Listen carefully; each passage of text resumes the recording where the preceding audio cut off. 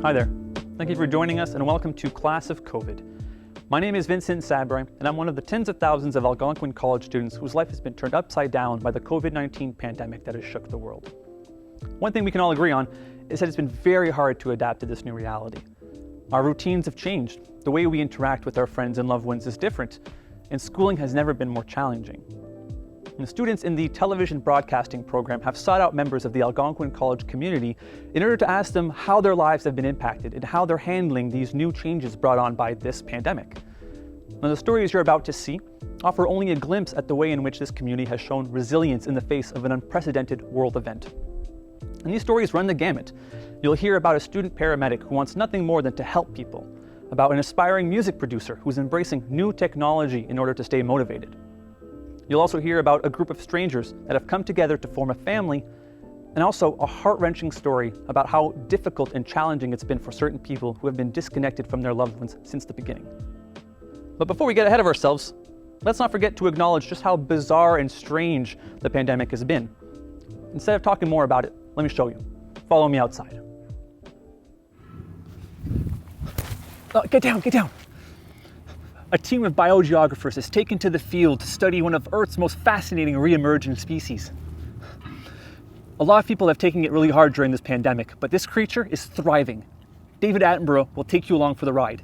Feast your eyes on the pandemic potato.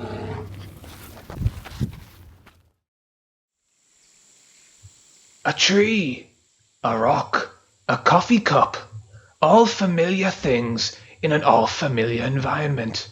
But an ever-changing environment, all the same. Today, we will explore the effects of the COVID-19 pandemic on our world. I'm your host, David Attenborough, and this is Planet COVID. Because of the COVID-19 pandemic, humans have been staying at home, resulting in the emergence of certain species popping up in places where they haven't been seen for years. One such example is the emergence of the pandemic potato. The pandemic potato has become so lazy that will never do the dishes. He chooses instead to reuse takeout food containers, disposable forks, plastic straws, instead of ever washing a single dish. In order to avoid getting cheesy dust on his controller, the pandemic potato has learned a new skill.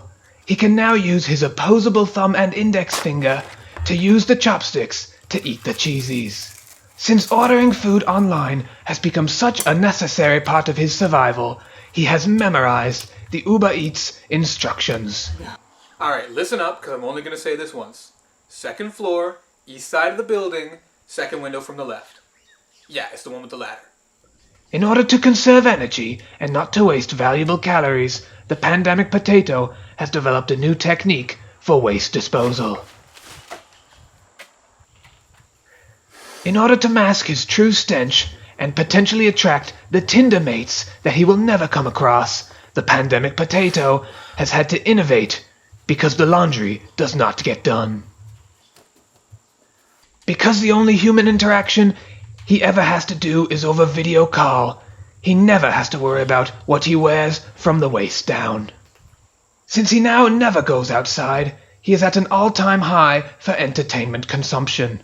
He has set up multiple TVs in his living room so he can play video games while he watches his shows. Enough is never enough.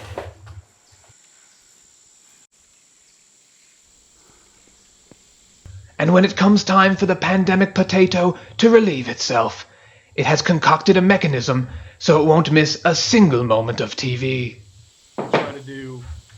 The pandemic potato has become so intelligent he can fool his predators into believing he is actually attending class over Zoom. And then what I'm going to do is I'm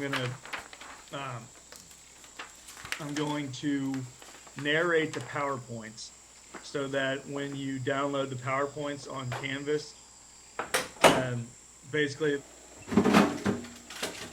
Because he has become too lazy to ever brush his teeth, he simply adds toothpaste to his food.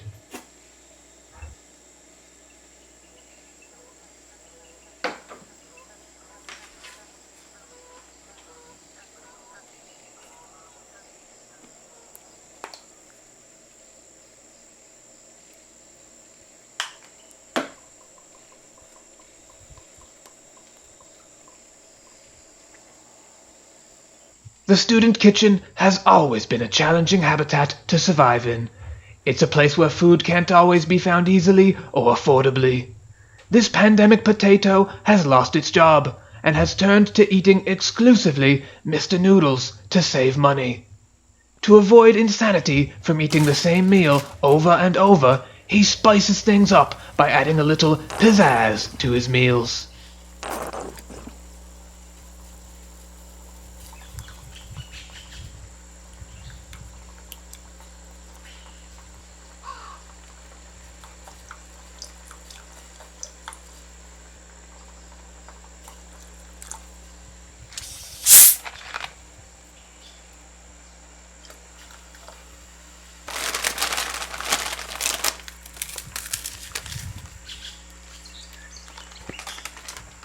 And on occasion, he takes his culinary skills into never-before-explored frontiers.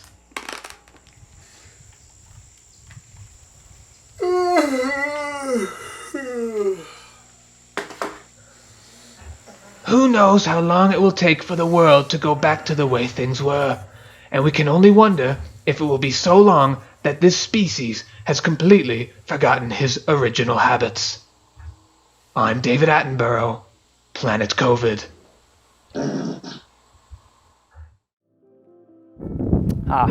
Isn't nature just, well, disgusting, frankly? If you see a pandemic potato out in the wild, maybe you should ask it how it's doing. Emotionally, psychologically. Now, the pandemic has controlled our lives for the better part of the last year. We walk 6 feet apart, we wear masks around those that we love, and we live inside a bubble. But instead of retreating from the world, Matthew Aziz, student paramedic at Algonquin College, took it upon himself to do some thinking inwardly, and it's helped him gain a better understanding of why he loves what he's doing and why he wants to help people so badly. Here's COVID 911. I decided to go to paramedicine because I like the idea of being in the field and going to the people that need help. I'm a person who needs to see my contribution right away. It was definitely overwhelming. There was a lot of stuff to learn and a lot of stuff to study. I'm lucky that I absolutely loved what I was studying and I was super happy with all that I was doing. But it was very overwhelming in terms of how much time I was taking and how much I had to devote to it. But it gave me back everything I gave. Honestly, I love knowing that I have the knowledge to make a difference. Having the confidence that the program gave me that I'm able to understand what's going on with a patient and potentially help is a very, very nice gift that I've received. And I'm not gonna sit here and pretend I know everything. I know I have a lot to learn, but knowing that I have that base of knowledge that could potentially help someone is a great feeling. Because you read about all the different ways that patients can be affected and how you need to help them, and it doesn't really click until you finally see the patients, and it all makes sense. And attaching the human aspect back into the medicine and understanding, okay, this is not just a patient that you need to treat, but you need to understand that this is a living person with emotions and you need to treat them that way, really brings back into perspective why we all want to do this in the first place. When COVID hit, it wasn't really a feeling of giving up. It was more a feeling of a whole new slew of problems that I had to solve, right? It didn't really motivate me to quit rather than to continue, because that's, you know, why we're all in this. We want to help the community, and this is a problem that's affecting the community. So it didn't make us want to quit, but rather just shifted our problem solving to a different area. In terms of motivation, I think everyone sort of suffered a crash with COVID, and that obviously isolation had a huge impact on mental health, and motivation sort of goes out the door with that. When you're going through hard times with isolation, it's hard to stay motivated. I think mental health is an issue that's very, very personalized. Everyone needs their own techniques and everyone needs their own ways to cope. Going to therapy and things like that, I think, is necessary for a lot of people, and unfortunately it's stigmatized, but I think it's an important aspect of mental health that we need to start talking about. Personally, I find positive self-talk helps me a lot. This program definitely opened up my eyes to the problems that the homeless population faces, and it motivated me to get implicated and help. I worked at a homeless shelter, mostly as just a frontline worker to greet people clients that were coming in, if they needed a bed, if they needed to store their stuff away. Occasionally we had to deal with a little bit more intense situations, and working at a homeless shelter, you need to develop and maintain a rapport with all your clients. I've volunteered a lot with the college in terms of welcoming the new students and helping out with AC Day 1, helping out with open houses, things like that. Matthew gave me a lot of guidance actually before coming into the program, so that was great to have that connection with him coming into the program. I also just can't thank my professors enough. They've been such a huge help. Their knowledge and willingness to help is just absolutely incredible, and it's persevered throughout the entire pandemic. Making music as a solo artist has never been easy, and with the onset of the pandemic and its longevity, it actually seems kind of impossible now. But with the right mindset and the right attitude, Jesse Naismith will now take us through what it's like for an artist during the pandemic and how he stays on top of his game.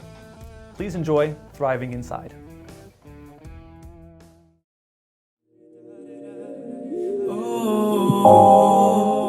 Just the fact that you've noticed that there's a lack of motivation means that you clearly have a desire to be doing what you're doing, and it's hard right now, man. Why do you get mad when I tell you how I feel? My name is Jesse Naismith, and I'm at Algonquin in the Music Industry Arts program. I was taking musical theater at a school in Toronto called Algonquin College for the Performing Arts, and I was there from, I guess, 2019 to 2020. And it's supposed to be a 2-year degree, but the thing was COVID happened, right? I sort of have a love-hate relationship with the lockdowns, not the virus, the lockdowns, because at the same time as it's very unfortunate that I'm not able to be at school in Toronto, like with all these other actors, learning that, like that facet of my life. But this lockdown made it so I'm not back in school in Toronto, and it gave me the opportunity to take this other course at Algonquin, where I potentially never would have done that. Like I had a year open up. There was a year-long program that just happened to be exactly in the discipline I was sort of trying to go into. So that was awesome for me, and it gave me a lot of free time to sort of start developing my craft on my own before I actually was in a school setting. So I was able to fall in love with it and make sure that it was really what I wanted to go into and pursue. I would have to say it's probably influenced it for the better, in all honesty, because when I think about it, the people that I'm talking to in my program right now, I'm the type of guy where it's like, well, before Zoom, I would never just FaceTime people and have conversations with people over Zoom. It doesn't matter if the guy in my program is from 6 hours away. We can hop on Zoom, start planning a song, start getting that set in motion, and that's sort of how I feel like it's going to work in the real world. What are the odds that your collaborators are going to all live in your city? It's probably not, and I think it's for the best, but also at the same time, there's definitely a magic to getting in the studio with somebody and sort of putting your minds together in that moment and creating something. So I think it's a double-edged sword. It's sort of all like most things in life. It's just how you look at it and sort of how you use it.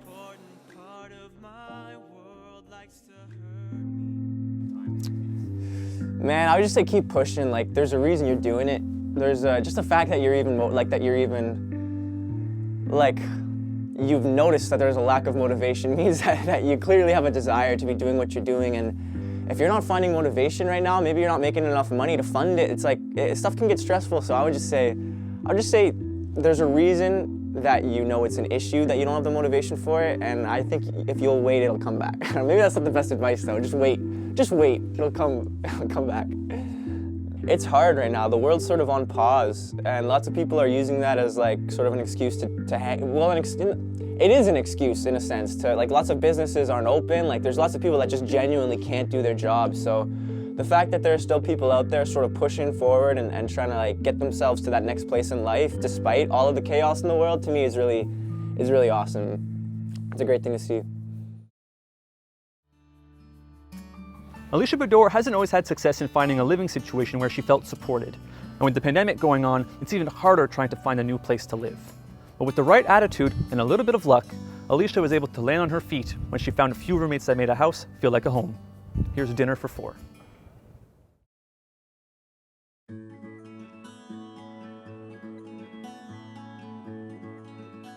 Well, I am almost 22, but my roommate experience started when I was 17. I've never really had good luck with roommates, and so it like kind of gives me anxiety, gave me anxiety to think about moving in with different people, like especially during a pandemic, because you can't really like talk to them and see them and like kind of get their vibe before you move in with them. I had a feeling that no, that's the place that I'm gonna live. Actually, I found out later on that she actually didn't even tell them what day I was moving in on, so I just arrived that day and they were like, "Oh, you're moving in today." And I was like, "Yes." I remember the first time we met her, Emmett and I were the only ones in the house. We went to meet her and help her out, and she looked at Emmett and I and was like, "Oh, are you the girlfriend?" to me. I was nervous because I was the first person to meet Alicia. I was the one who showed her around the house in the summer.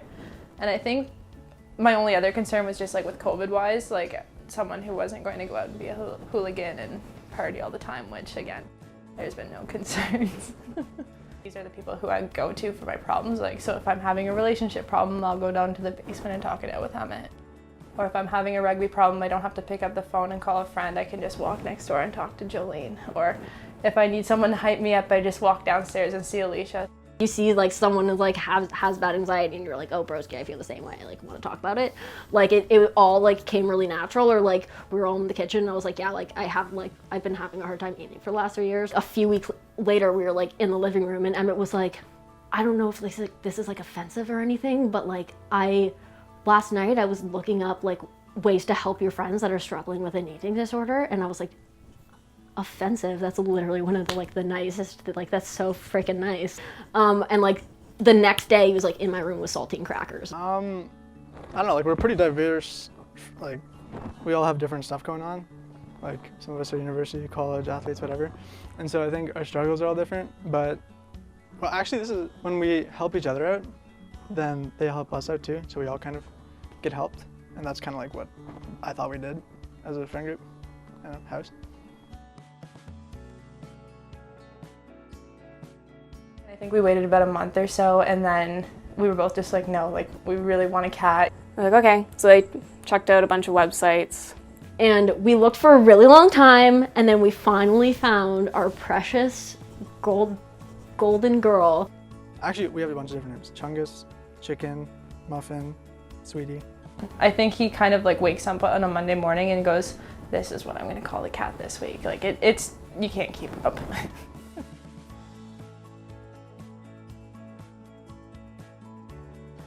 Well, we're in the house a lot because of this pandemic, so we do a lot of stuff together, actually. I mean, we watch TV together a lot. So we do tend to do like a Friday night game night, so like we'll get drinks and like play code names. With our main event, our main TV night, every Monday, we will not miss it. We all watch The Bachelor together. We'll watch the show, but at the same time be like scrolling through Twitter to get everyone's reactions like up to speed, and it's pretty funny.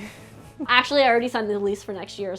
I got so lucky, which is something that never happens to me, but I got so lucky with this house and like all the people in this house because we all just got along right from the beginning, and like they're all just the best of friends that I could ask for. Like they're super wonderful, and I'm really happy that we ended up here together.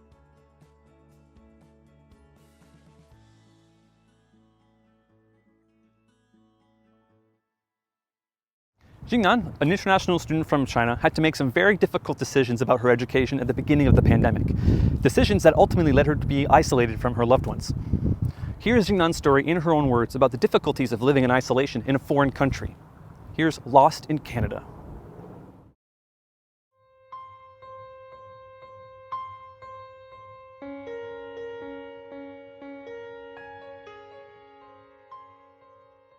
My name is Xingnan Wang, and my friends here call me Gloria. 6 years ago, I left my home and come to Ottawa alone.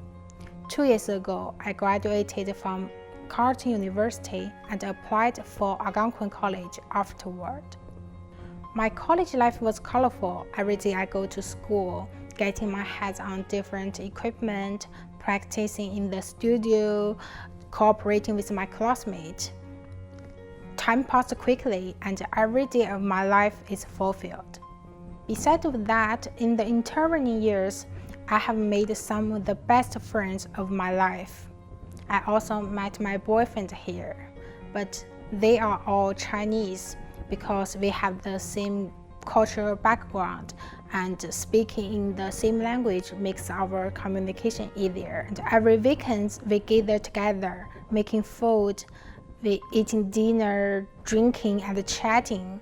We also visited so many places, experienced various activities. We really enjoy each other's company. So although Ottawa is now my hometown, but all the people around me just give me the home feeling until the COVID-19 broke out. So when COVID-19 reached Ottawa, all my friends, my boyfriend, they decided to go back to China. And meanwhile, my parents urged me to go home, even at the cost of dropping out of school. Finally, I decided to stay because I want to finish my school and I don't want to give it up easily. I know that isolated life during this pandemic time gonna be tough, but I'm ready to face it. But the truth is that the isolated life is even more suffer than I thought. Then Ottawa locked down, face-to-face classes cancelled, stay-at-home order implemented. The world seems empty, and there is only me left. Besides of taking online classes, Zoom meeting, and FaceTime with my family, cooking became the greatest pleasure of my life. I'm passionate on traditional Chinese food made of flour. So I learned how to make dumplings, noodles, and the Chinese ball. Even though sometimes I video calling my boyfriend, but the time difference between China and Canada is 13 hours. I began to miss my family. I haven't seen them for over 2 years. I even started to question myself if I made the right decision. Magically, at that day, I received a message from my classmate. He said, "Hey Gloria, would you like to hang out with me?" That is the first time I felt the warm love enclosed me since my isolated life started. I hung out with him and he called other friends. We watched the movie together. That was an amazing night for me. And I finally came to understand that friends are not only those who speak the same language, who share the same culture, or who has the same color tone as you. Friendship is like sunlight. It's everywhere. What an incredibly beautiful and heartwarming message to end the show on. I couldn't have said it better than Xingnan. And what these stories have shown us is that small acts of kindness really go a long way as we navigate this COVID-19 world. We need to think less about what sets us apart and more about what we can do together. I'd like to firstly thank the students in the television broadcasting program for their amazing work in front and behind the camera. And I'd also like to thank our participants for willingly sharing their stories with us today. Yes, I'm even thanking the pandemic potato. That's all the time we have for you today. Thank you for joining us. Stay safe and be kind to one another.